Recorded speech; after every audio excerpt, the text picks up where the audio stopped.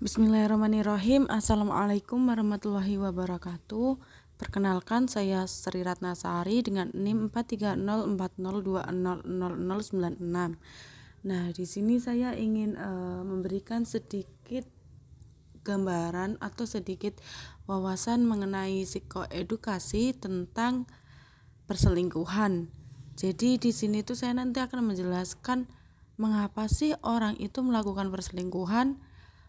Pastinya saya akan membahas mengenai pengertian selingkuh itu apa, kemudian apa aja sih yang termasuk dalam jenis-jenis perselingkuhan, kemudian ada alasan perselingkuhan, dan ada dampak psikologis dari seseorang yang pernah diselingkuhi seperti itu. Nah, langsung saja masuk dalam definisi selingkuh. Nah, di sini selingkuh adalah istilah yang umum digunakan terkait perbuatan atau aktivitas yang tidak jujur dan menyeleweng terhadap pasangannya, baik itu pacar, suami, atau istri, atau pasangan yang kalian punya saat ini gitu. Jadi istilah ini tuh umumnya digunakan sebagai sesuatu yang melanggar kesepakatan atas kesetiaan hubungan seseorang. Nah, pastinya teman-teman itu udah tahu lah, ketika teman-teman mendengar kata dari selingkuh, pasti selingkuh itu adalah sebuah perbuatan yang tidak baik atau perbuatan yang bahkan itu tuh termasuk melanggar norma aturan yang ada di seluruh dunia ini. Tidak ada hal yang bisa dibenarkan dalam perselingkuhan. Nah, pada akhir-akhir ini yang seperti teman-teman ketahui, banyak sekali artis-artis di Indonesia atau selebriti-selebriti di Indonesia itu tengah tersandung atau terseret dalam kasus perselingkuhan, entah wanitanya yang selingkuh maupun laki-lakinya yang selingkuh. Jadi di sini saya ingin menjelaskan sebenarnya itu kenapa sih kok bisa orang itu berselingkuh seperti itu. Baik, selanjutnya saya akan jelaskan mengenai jenis-jenis perselingkuhan. Jadi teman-teman, perselingkuhan itu bukan hanya melulu seseorang yang tidak jujur kepada pasangannya melalui aktivitas seksual atau melalui aktivitas fisik seperti itu. Namun jenis-jenis perselingkuhan di sini saya akan menjelaskan sebenarnya itu ada 4. Yang pertama itu yaitu perselingkuhan emosional. Tak melulu soal seks semata, perselingkuhan juga bisa terjadi secara emosional loh. Tiba-tiba saja Anda merasa akrab sekali dengan seseorang, sekalipun awalnya Anda hanya ngobrol bareng, pembicaraan Anda lama-lama mengarah ke hal personal, yang biasanya hanya Anda lakukan dengan pasangan. Nah, hal tersebut itu bisa dikatakan Anda itu telah melakukan perselingkuhan secara emosional. Bahkan ketika Anda mulai saling mengucapkan selamat tidur secara rutin di malam hari. Nah, bila kalian atau Anda sudah berada pada titik tersebut, maka Anda perlu hati-hati. Hal tersebut bisa dikategorikan sebagai perselingkuhan emosional. Nah, sebenarnya selingkuh jenis ini itu memang kadang tak disadari awal mulanya. Namun beberapa orang pun menganggapnya sebagai hal yang lumrah. Jadi ada kemungkinan pada awalnya juga bisa mengelak dengan membenarkan tindakan bahwa hal yang dilakukan adalah hal yang wajar adanya. Namun selingkuh emosional ini akan lebih mengarah kepada hal yang serius bila didiamkan seperti itu. Kemudian yang kedua itu ada perselingkuhan secara fisik. Yang kedua yaitu perselingkuhan fisik. Nah, selingkuh jenis ini itu adalah bukti yang paling jelas dari pengkhianatan pasangan. Namun sebelum sampai pada tuduhan ini, baiknya Anda itu akan melakukan penyelidikan terlebih dahulu secara baik-baik pada pasangan Anda apabila Anda menyurigai adanya selingkuh fisik. Jadi sebelum pernikahan ada alangkah baiknya Anda dan pasangan sebaiknya menetapkan batasan mana hubungan yang dikatakan sebagai selingkuh. Dalam beberapa budaya, memeluk sahabat yang berlawanan jenis adalah hal biasa. Namun di beberapa tempat itu, persentuhan fisik dalam bentuk apapun bisa disebut sebagai perselingkuhan. Jadi pastikan bahwa nilai yang Anda dan pasangan anut adalah sama, sehingga tidak akan terjadi perselisihan soal itu. Berkompromi dengan pasangan untuk menentukan batasan mana yang digunakan untuk berinteraksi dengan lawan jenis juga penting untuk didiskusikan. Kemudian jenis perselingkuhan yang ketiga ini ada perselingkuhan digital. Di sini yang sudah teman-teman ketahui bahwasanya digital di sini itu maksudnya yaitu perselingkuhan yang dilakukan melalui hubungan dari jaringan seperti itu. Nah, di sini itu beragam banget platform yang digunakannya.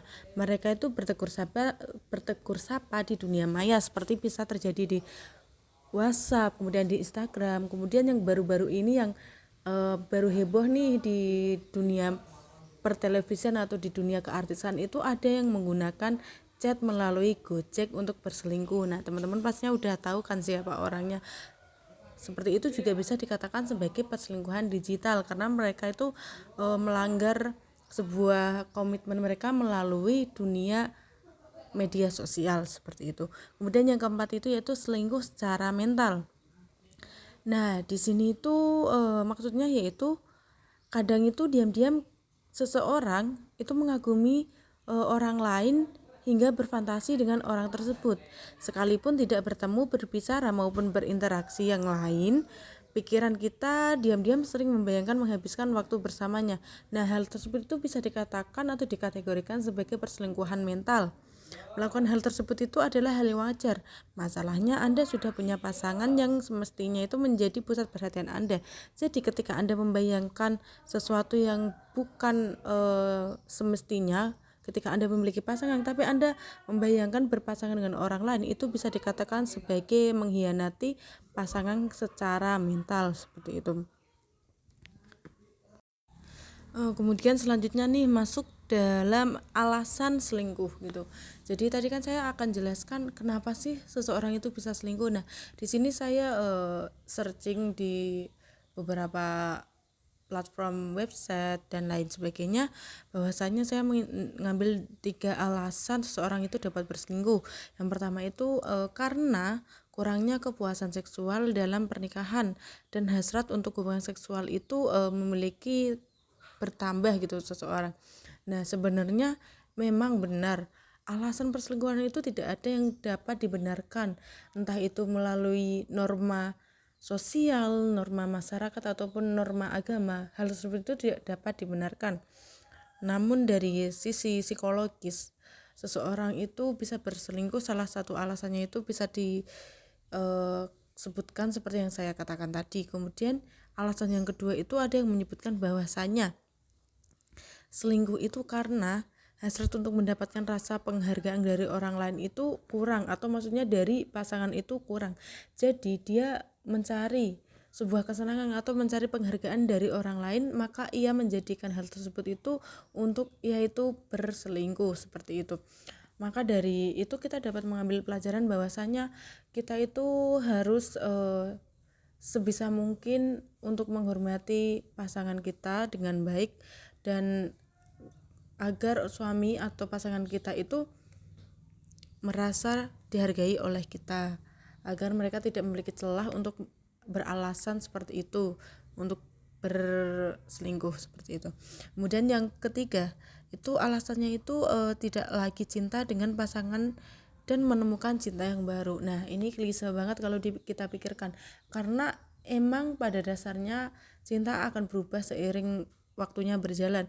Namun hal tersebut tidak dapat dijadikan sebagai alasan untuk orang tersebut itu melakukan sebuah pelanggaran perjanjian atau komitmen yang telah dibuat bersama.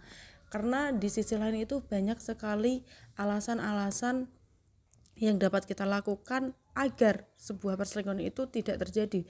Sebagaimana contohnya itu kita harus memikirkan keadaan di sekitar kita, seperti kita akan memikirkan psikologis anak ketika sudah memiliki anak, atau kita memikirkan norma sosial yang berlaku, kemudian memikirkan orang tua atau keluarga lainnya yang mensupport kita selama ini seperti itu.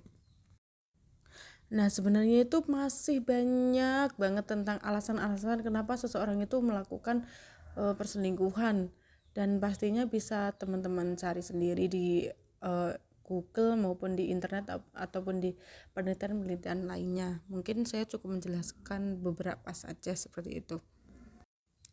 Sekarang kita masuk dalam pembahasan dampak psikologis dari perselingkuhan.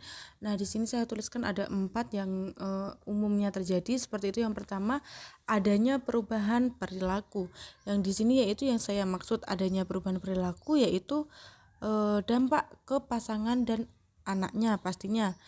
Pasti akan mengalami perubahan perilaku saat mengetahui kabar perselingkuhan yang dilakukan oleh pasangan atau orang tuanya. Perubahan perilaku yang dialami biasanya menjadi lebih pendiam, lebih agresif, sulit berkonsentrasi, sulit tidur, hingga kehilangan rasa hormat sehingga mempengaruhi hubungan dengan orang tua maupun pasangan. Kemudian yang kedua yaitu sulit untuk percaya dengan orang lain. Pastinya nih perselingkuhan yang dilakukan seorang anak atau pasangan akan menimbulkan kurangnya rasa percaya diri hingga sulit percaya kepada orang lain. Nah, pengkhianatan ini akan membuat seseorang takut menjalani hubungan dengan orang lain dan merasa orang lain juga akan mudah berbohong serta mengkhianati mereka. Sebab itu, sebagai orang tua harus memahami, memberikan dukungan, serta menjelaskan bahwa seberat apapun masalah yang dihadapi sebelumnya, setiap orang selalu berhak untuk dicintai. Kemudian yang keempat itu mengalami depresi. Dampak psikologis yang sangat beresiko adalah depresi. Nah, perselingkuhan yang dilakukan oleh pasangan atau orang tuanya akan membuatnya merasa tertekan sehingga bisa mengganggu kehidupan mereka, dan beberapa di antaranya itu akan kurang termotivasi dalam menjalani kehidupan, menyerah pada impian mereka, malas sekolah, malas bekerja, hingga selalu mengurung diri sendirian untuk mengekspresikan kemarahan dan kebencian dalam batinnya. Sebab itu pula, walaupun sudah tidak bisa bersama, setidaknya tetap mencinta atau mendukung seorang anak dengan sepenuh hati, seperti itu. Kemudian keempat itu yaitu beresiko selingkuh di masa depan. Nah, perselingkuhan yang dilakukan oleh orang tua pada dasarnya itu akan mempengaruhi pola pikir seorang anak hingga bisa berdampak panjang dan beresiko selingkuh di masa depan. Anak-anak dari orang tua yang selingkuh 2 kali lebih beresiko berselingkuh dan tidak setia saat dewasa. Beberapa di antaranya anak merasa inner child-nya terluka sehingga dia mencoba menyembuhkan lukanya dengan melakukan kesalahan yang dilakukan oleh orang tuanya atau demi mengetahui alasan di baliknya. Sebab itu pula, pastikan anak-anak diberikan penjelasan dan keyakinan akan segala tindakan yang seharusnya tidak dilakukan. Nah, mungkin penjelasan dari saya mengenai dampak psikologis dari adanya perselingkuhan seperti itu tadi. Pada dasarnya di situ saya mengatakan bahwa dampaknya itu sangat berisiko banget bagi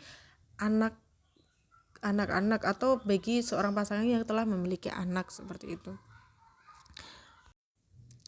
Cukup sekian penjelasan dari saya mengenai mengapa sih seseorang melakukan perselingkuhan. Kurang lebihnya saya mohon maaf. Wabillahi taufiq wal hidayah. Wassalamualaikum warahmatullahi wabarakatuh. Terima kasih semuanya.